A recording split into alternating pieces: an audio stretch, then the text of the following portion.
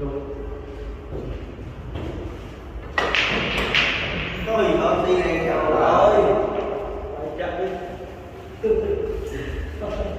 Đúng chứ con mày học cái chặt. Con một ngày ra đây mình chặt.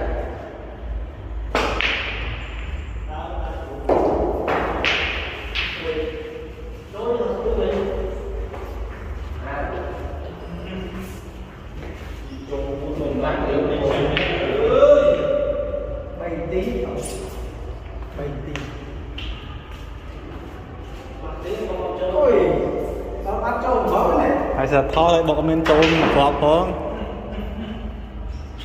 Rồi. Chắc là thôi con tính á, không có công an đây. Và con không là. Cái con đi đây này, nó tiền rồi. Wow, con không biết. Chọc cái nó như thế thì có mặt con để nó tông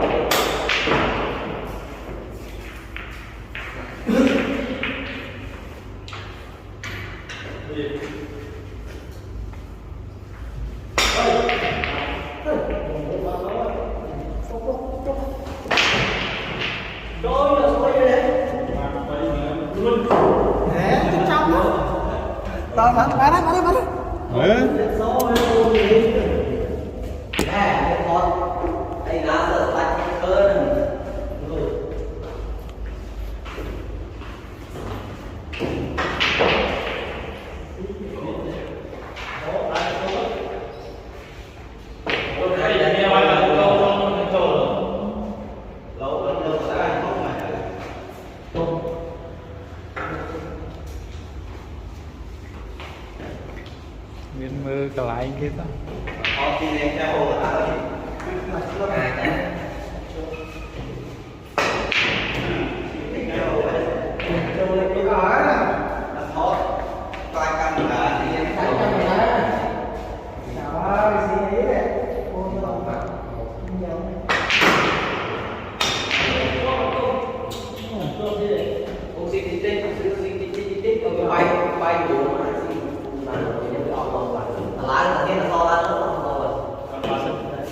Mà bà lót á.